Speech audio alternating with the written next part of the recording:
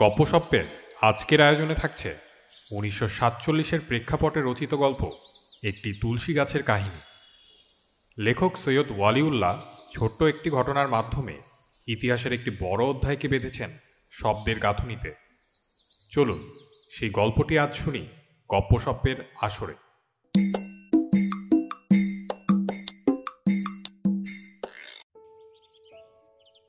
ধনুকের মতো বাঁকা কংক্রিটের পুলটার পরেই বাড়িটা। দোতলা, উঁচু এবং প্রকাণ্ড বাড়ি, তবে রাস্তা থেকেই সরাসরি দণ্ডায়মান। এদেশে ফুটপাত নেই বলে বাড়িটারও একটু জমি ছাড়ার ভদ্রতার বালাই নেই। তবে সেটা কিন্তু বাইরের চেহারা, কারণ পেছনে অনেক জায়গা। প্রথমত প্রশস্ত উঠান, তারপর পায়খানা গোসলখানার পরে আমজাম কাঁঠাল গাছে ভরা জঙ্গলের মতো জায়গা। সেখানে করা সূর্যালোকেও সূর্যাস্তের ম্লান অন্ধকার এবং আগাছা আবৃত মাটিতে ভ্যাপসা গন্ধ। অত জায়গা যখন, তখন সামনে কিছু ছেড়ে একটা বাগান করলে কি দোষ হতো, সে কথাই এরা ভাবে। বিশেষ করে মতিন, তার বাগানের বড় শখ, যদিও আজ পর্যন্ত তা কল্পনাতেই পুষ্পিত হয়েছে। সে ভাবে একটু জমি পেলে সে নিজেই বাগানের মতো করে নিত, যত্ন করে লাগাতো মৌসুমি ফল, গন্ধরাজ, বকুল, হাসনাহেনা, দু চারটে গোলাপও। তারপর সন্ধ্যার পর আপিস করে সেখানে বসত। একটু আরাম করে বসবার জন্য হালকা বেতের চেয়ার বা ক্যানভাসের ডেক চেয়ারই কিনে নিত। তারপর গা ঢেলে বসে গল্পগুজব করত। আমজাদের হুকার অভ্যাস। বাগানে সম্মান বজায় রেখে সে না হয় একটা মানানসই নলওয়ালা সুদৃশ্য গুড়গুড়ি কিনে নিত। কাদের গল্পপ্রেমী, ফুরফুরে হাওয়ায় তার কণ্ঠ কাহিনীময় হয়ে উঠত। কিংবা পুষ্প সৌরভে ভরা জ্যোৎস্না রাতে গল্প না করলেই বা কি এসে যেত। এমনিতেই চোখ বুজে বসে নীরবে সান্ধ্যকালীন স্নিগ্ধতা উপভোগ করত তারা। আপিস থেকে শ্রান্ত হয়ে ফিরে প্রায় রাস্তা থেকেই চড়তে থাকা দোতলায় যাবার সিঁড়ি ভাঙতে ভাঙতে মতিনের মনে জাগে এইসব কথা। বাড়িটা তারা দখল করেছে, অবশ্য লড়াই না করেই।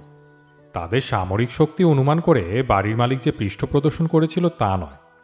দেশভঙ্গের হুজুগে এ শহরে এসে তারা যেমন তেমন একটা ডেরা সন্ধানে উদয়স্ত ঘুরেছে। তখন একদিন দেখতে পায় বাড়িটা, সদর দরজায় মস্ত তালা। কিন্তু সামান্য পর্যবেক্ষণের পর বুঝতে পারে বাড়িতে জনমানব নেই এবং তার মালিক দেশ পলাতক। পরিত্যক্ত বাড়ি চিনতে দেরি হয় না, কিন্তু এমন বাড়ি পাওয়া নিতান্ত সৌভাগ্যের কথা। সৌভাগ্যের আকস্মিক আবির্ভাবে প্রথমে তাদের মনে ভয় উপস্থিত হয়। অবশ্য সে ভয় কাটতে দেরি হয় না। সেদিন সন্ধ্যায় তারা সদল বলে এসে দরজার তালা ভেঙে রই রই আওয়াজ তুলে বাড়িটায় প্রবেশ করে। তাদের মধ্যে তখন বৈশাখের আম কুড়ানো ক্ষিপ্র উন্মাদনা বলে ব্যাপারটা তাদের কাছে দিন দুপুরে ডাকাতির মতো মনে হয় না। কোনো অপরাধের চেতনা যদি বা মনে জাগার প্রয়াস পায়, তা বিজয়ের উল্লাসে নিমেষে তুলোধনা হয়ে উড়ে যায়। পরদিন শহরে খবরটা ছড়িয়ে পড়লে অনাথিতদের আগমন শুরু হয়। মাথার উপর একটা ছাদ পাবার আশায় তারা দলে দলে আসে। বিজয়ের উল্লাসটা ঢেকে এরা বলে, কি দেখছেন? জায়গা নেই কোথাও, সব ঘরেই বিছানা পড়েছে। এই যে ছোট্ট ঘরটা, তাতেও 4-4টে বিছানা আছে। এখন তো শুধু বিছানা, পরে 6 ফুট বাই 2.5 ফুটের 4টা চৌকি এবং 2-1টা চেয়ার টেবিল এলে পা ফেলার জায়গা থাকবে না। একজন সমবেদনার কণ্ঠে বলে, আপনাদের তকলিফ আমরা কি বুঝি না? একদিন আমরা কি কম কষ্ট পেয়েছি? তবে আপনাদের কপাল মন্দ, সেই হচ্ছে আসল কথা। যারা হতাশ হয় তাদের মুখ কালো হয়ে ওঠে সমবেদনা ভরা উক্তিতে। ওই ঘরটা, নিচের তলার রাস্তার ধারের ঘরটা অবশ্য খালিই মনে হয়। খালি দেখালেও খালি নয়। ভালো করে চেয়ে দেখুন, দেয়ালের পাশে শতরঞ্জিতে বাঁধা দুটো বেডিং। শেষ জায়গাটাও 2 ঘন্টা হলো অ্যাকাউন্টসের মোটা বদরুদ্দিন এসে নিয়েছে। শালার কাছ থেকে বিছানাপত্তর আনতে গেছে। শালাও আবার তার এক দোস্তের বাড়িতে বারান্দায় আস্তানা গেড়েছে। পরিবার না থাকলে শালাটেও এসে হাজির হতো। নেহাত কপালের কথা। আবার একজন সমবেদনায় খলখল করে ওঠে, যদি ঘন্টা দুয়েক আগে আসতেন তবে বদরুদ্দিনকে কলা দেখাতে পারতেন। ঘরটায় তেমন আলো নেই বটে, কিন্তু দেখুন জানালার পাশেই সরকারি আলো। রাতে কোনো দিন ইলেকট্রিসিটি ফেল করলে সেই আলোতেই দিব্যি চলে যাবে। অবশ্য এসব কথা পরাহত বাড়ি সন্ধানীদের কানে বিষবৎ মনে হয়। যথাসময়ে বেআইনি বাড়ি দখলের ব্যাপারটা তদারক করার জন্য পুলিশ আসে, সেটাই স্বাভাবিক। বেসময় একটা ঘোর পরিবর্তনের আলোড়ন বটে, কিন্তু কোথাও যে রীতিমতো মগের মুল্লুক পড়েছে তা নয়। পুলিশ দেখে তারা ভাবে, পলাতক গৃহকর্তা কি বাড়ি উদ্ধারের জন্য সরকারের কাছে আবেদন করেছে? তবে সে কথা বিশ্বাস হয় না। দুদিনের মধ্যে বাড়িটা খালি করে দিয়ে যে দেশ থেকে উধাও হয়েছে, বর্তমানে তার অন্যান্য গভীর সমস্যার কথা ভাববার আছে। সন্দেহ থাকে না যে পুলিশকে খবর দিয়েছে তারাই, যারা সময় মতো এইখানে না এসে শহরের অন্য কোনো প্রান্তে নিষ্ফলভাবে বাড়ি দখলের ফিকিরে ছিল। মন্দ ভাগ্যের কথা মানা যায়, কিন্তু সহ্য করা যায় না। ন্যায্য অধিকারের সত্ত্ব এক কথা, অন্যায়ের ওপর ভাগ্যলাভ অন্য কথা। হিংসাটা ন্যায়সঙ্গত তো মনে হয়, কর্তব্য বলেও মনে হয়। এরা রুখে দাঁড়ায়। আমরা দরিদ্র কেরানি মানুষ বটে, কিন্তু সবাই ভদ্র ঘরের ছেলে। বাড়ি দখল করেছি বটে, কিন্তু জানালা দরজা ভাঙিনি। ইট পাথর খসিয়ে চোরাবাজারেও চালান করে দিইনি। আমরাও আইন কানুন বুঝি। কে নালিশ করেছে? বাড়িওয়ালা নয়। তবে নালিশটাও যথাযথ নয়। কাদের কেবল কাতর রব তোলে। যাবো কোথায়? শখ করে কি এখানে এসে উঠেছি? সদল বলে সাব ইন্সপেক্টর ফিরে গিয়ে না হক না বেহক, না ভালো না মন্দ গোছের ঘোর ঘোরালো রিপোর্ট দেয়, যার মর্মার্থ উদ্ধারের ভয়েই হয়তো ওপরওয়ালা তা ফাইল চাপা দেওয়া শ্রেয় মনে করে। অথবা বুঝতে পারে এই হুজুগের সময়ে অন্যায়ভাবে বাড়ি দখলের বিষয় সরকারি আইনটা যেন তেমন পরিষ্কার বোঝা যাচ্ছে না। কাদের চোখ টিপে বলে, সত্য কথা বলতে দোষ কি? সাব ইন্সপেক্টরের দ্বিতীয় বউ আমার এক রকমের আত্মীয়া। বলো না কাউকে কিন্তু। কথাটা অবশ্য কারোই বিশ্বাস হয় না। তবে অসত্যটি গোড়ায় যে কেবল একটা নির্মল আনন্দের উস্কানি, তা বুঝে কাদেরকে ক্ষমা করতে দ্বিধা হয় না। উৎফুল্ল কণ্ঠে কেউ প্রস্তাব করে, তাহলে চা মিষ্টি হয়ে যাক। রাতারাতি সরগরম হয়ে ওঠে প্রকাণ্ড বাড়িটা। আস্তানা একটা পেয়েছে, এবং সেই আস্তানাটি কেউ হাত থেকে কেড়ে নিতে পারবে না। শুধু এ বিশ্বাসই তার কারণ নয়, খোলামেলা ঝরঝরে তকতকে এ বাড়ি তাদের মধ্যে একটা নতুন জীবন সঞ্চার করেছে। এদের অনেকেই কলকাতায় ব্ল্যাকম্যান লেনে, খালাসিপট্টিতে, বৈঠকখানায় দপ্তরিদের পাড়ায়, সৈয়দ সালে লেনে তামাক ব্যবসায়ীদের সঙ্গে, বা কমরু খানসামা লেনে অকথ্য দুর্গন্ধ নোংরার মধ্যে দিন কাটিয়েছে। সে তুলনায় এ বাড়ির বড় বড় কামরা, নীলকুঠি দালানের ফ্যাশনে মস্ত মস্ত জানালা, খোলামেলা উঠান, আর পেছনে বন জঙ্গলের মতো আমজাম কাঁঠালের বাগান, এসব একটি ভিন্ন দুনিয়া যান। এরা লাট বেলাটের মতো এক একখানা ঘর দখল করেনি সত্য, তবু এত আলো বাতাস কখনো তারা উপভোগ করেনি। তাদের জীবনে সবুজ তৃণ গজাবে, ধমনীতে সবল সতেজ রক্ত আসবে, হাজার দু হাজারওয়ালাদের মতো মুখে ধনস্বাস্থ্যের জলুস আসবে, দেহ ম্যালেরিয়া কালাজ্বর ক্ষয় ব্যাধিমুক্ত হবে। রোগাপটকা ইউনুস ইতিমধ্যে তার স্বাস্থ্যের পরিবর্তন দেখতে পায়। সে থাকত ম্যাকলিওড স্ট্রিটে। গলিটা যেন সকালবেলার আবর্জনা ভরা ডাস্টবিন। সে গলিতেই নরবরে ধরনের একটা কাঠের দোতলা বাড়িতে, রান্নাঘরের পাশে স্যাঁতস্যাঁতে একটি কামরায় কচ্ছদেশীয় চামড়া ব্যবসায়ীদের সঙ্গে 4 বছর সে বাস করেছে। পাড়াটি চামড়ার উৎকট গন্ধে সর্বক্ষণ এমন ভরপুর হয়ে থাকত যে রাস্তার ড্রেনের পচা দুর্গন্ধ নাকে পৌঁছাত না। ঘরের কোণে ইঁদুর বেড়াল মরে পচে থাকলেও তার খবর পাওয়া দুষ্কর ছিল। ইউনুসের জ্বরজারি লেগেই থাকত। থেকে থেকে শেষ রাতে কাশির ধমক উঠত। তবু পাড়াটি ছাড়েনি এক কারণে। কে তাকে বলেছিল চামড়ার গন্ধ নাকি যক্ষার জীবাণু ধ্বংস করে। দুর্গন্ধটা তাই সে অম্লান বদনে সহ্য তো করতই। সময় সময় আপিস থেকে ফিরে জানালার পাশে দাঁড়িয়ে পাশের বাড়ির নিশ্ছিদ্র দেয়ালের দিকে তাকিয়ে বুক ভরে নিঃশ্বাস নিত। তাতে অবশ্য তার স্বাস্থ্যের কোনো উন্নতি দেখা যায়নি। খানাদানা না হলে বাড়ি সরগরম হয় না, তাই 1 সপ্তাহ ধরে মোগলাই কায়দায় তারা খানাদানা করে। রান্নার ব্যাপারে সকলেরই গুপ্ত কেরামতি প্রকাশ পায় সহসা। নানির হাতে শেখা বিশেষ ধরনের পিঠা তৈরির কৌশলটি শেষ পর্যন্ত অখাদ্য বস্তুতে পরিণত হলেও তারিফ প্রশংসায় তা মুখরোচক হয়ে ওঠে। গানের আসরও বসে কোনো কোনো সন্ধ্যায়। হাবিবুল্লাহ কোত্থেকে একটা বেসুরো হারমোনিয়াম নিয়ে এসে তার সাহায্যে নিজের গলার বলিষ্ঠতার উপর ভর করে নিশীথরাত পর্যন্ত একটি অবক্তব্য সঙ্গীত সমস্যা সৃষ্টি করে। এ সময় একদিন উঠোনের প্রান্তে রান্নাঘরের পেছনে চৌকোনো আধ হাত উঁচু ইটের তৈরি একটি মঞ্চের উপর তুলসী গাছটি তাদের দৃষ্টিগত হয়। সেদিন রোববার সকাল। নিমের ডাল নিয়ে মেসোয়াক করতে করতে মোদাব্বের উঠানে পায়চারি করছিল। হঠাৎ সে তার স্বরে আর্তনাদ করে ওঠে। লোকটি এমনিতেই হুজুগে মানুষ, সামান্য কথাতেই প্রাণ শীতল করা রই রই আওয়াজ তোলার অভ্যাস তার। তবে সে আওয়াজ উপেক্ষা করা সহজ নয়। শীঘ্রই কেউ কেউ ছুটে আসে উঠানে। কি ব্যাপার? চোখ খুলে দেখো। কি কি দেখব? সাপখোপ দেখবে আশা করেছিল বলে প্রথমে তুলসী গাছটা নজরে পড়ে না তাদের। দেখছো না, এমন বেকায়দায় আসনাধীন তুলসী গাছটা দেখতে পাচ্ছ না? উপড়ে ফেলতে হবে ওটা। আমরা যখন এ বাড়িতে এসে উঠেছি তখন এখানে কোনো হিন্দুয়ানি চিহ্ন আর সহ্য করা হবে না।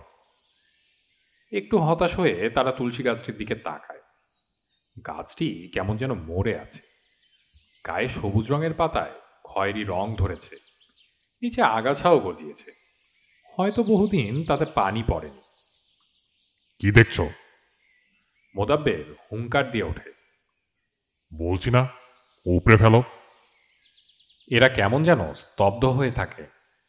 আকস্মিক এ আবিষ্কারে তারা যেন কিছুটা হতভম্ব হয়ে পড়েছে।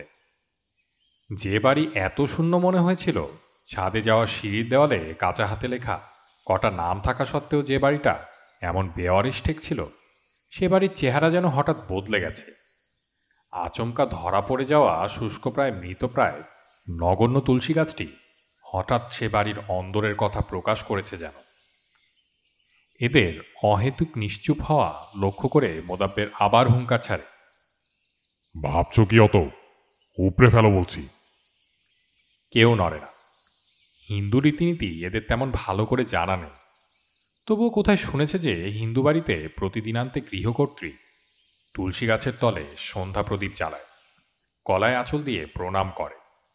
আজ যে তুলসী গাছের তলে ঘাস গজিয়ে উঠেছে, সেই পরিত্যক্ত গাছের তলেও প্রতি সন্ধ্যায় কেউ নিশ্চয়ই প্রদীপ দিত। আকাশে যখন সন্ধ্যা তারা বলিষ্ঠ একাকিত্বে উজ্জ্বল হয়ে উঠত, তখন ঘনায়মান ছায়ার মধ্যে আনত সিঁদুরের নীরব রক্তাক্ত স্পর্শে একটি শান্ত শীতল প্রদীপ জ্বলে উঠত প্রতিদিন। ঘরে দুর্দিনের ঝড় এসেছে, হয়তো কারো জীবন প্রদীপ নিভে গেছে, আবার হাসি আনন্দের ফোয়ারাও ছুটছে সুখ সময়। কিন্তু এ প্রদীপ দেওয়া অনুষ্ঠান একদিনের জন্য বন্ধ থাকেনি। যে গৃহকর্ত্রী বছরের পর বছর এই তুলসী গাছের তলে প্রদীপ দিয়েছে, সে আজ কোথায়? মতিন একসময় রেলওয়েতে কাজ করত। অকারণে তার চোখের সামনে বিভিন্ন রেলওয়ে পট্টির ছবি ভেসে ওঠে। ভাবে হয়তো আসানসোল, বৈদ্যবাটি, লিলুয়া বা হাওড়ায় রেলওয়ে পট্টিতে সে মহিলা কোনো আত্মীয়ের ঘরে আশ্রয় নিয়েছে। বিশাল ইয়ার্ডের পাশে রোদে শুকাতে থাকা লাল পাড়ের একটা মসৃণ কালো শাড়ি সে যেন দেখতে পায়।